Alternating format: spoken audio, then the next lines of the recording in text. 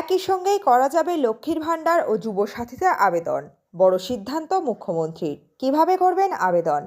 বিস্তারিত থাকছে এই ভিডিওতে। বন্ধুরা, চ্যানেলে নতুন হলে চ্যানেলটি সাবস্ক্রাইব করে রাখতে পারেন ও ভিডিওটি শেয়ার করতে পারেন। রাজ্যের বিভিন্ন সরকারি প্রকল্পে একসঙ্গে আবেদন করার বড় সুযোগ এনে দিল রাজ্য সরকার।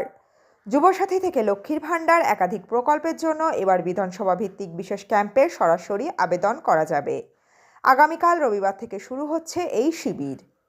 আগামী 15 ফেব্রুয়ারি থেকে 26 ফেব্রুয়ারি পর্যন্ত সরকারি ছুটি বাদে রাজ্যের প্রতিটি বিধানসভা কেন্দ্রে ক্যাম্প করবে রাজ্য সরকার। সেখানেই নেওয়া হবে যুবসাথী প্রকল্প, ক্ষেত মজুরদের বার্ষিক 4,000 টাকা সহায়তা এবং কৃষকদের সেচের জল ব্যবহারের জন্য নির্ধারিত জলকর মকুবের আবেদন। মুখ্যমন্ত্রী মমতা বন্দ্যোপাধ্যায় আগেই এই ঘোষণা করেছিলেন। এবার জানা গিয়েছে এই একই ক্যাম্পে লক্ষ্মীর ভাণ্ডারের নতুন আবেদনও জমা নেওয়া হবে। ইতিমধ্যেই বিভিন্ন সংবাদপত্রে বিজ্ঞাপন দিয়ে এই কথা জানানো হয়েছে। বর্তমানে রাজ্যের প্রায় 2.42 কোটি মহিলা লক্ষ্মীর ভাণ্ডার প্রকল্পের অধীনে আর্থিক সহায়তা পাচ্ছেন।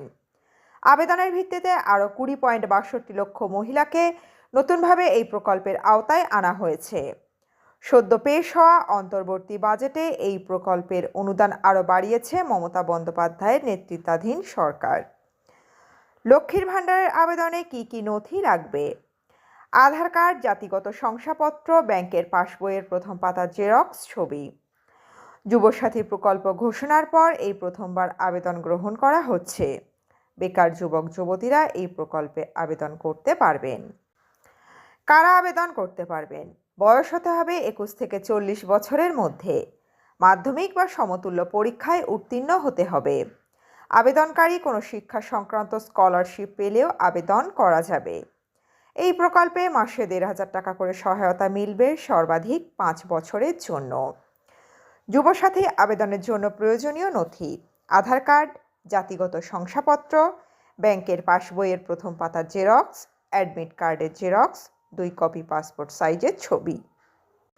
রবিবার থেকে শুরু হওয়া বিধানসভা ভিত্তিক ক্যাম্পেই একসঙ্গে এই সমস্ত প্রকল্পের আবেদন জমা দেওয়া যাবে বলে জানিয়েছে রাজ্য সরকার।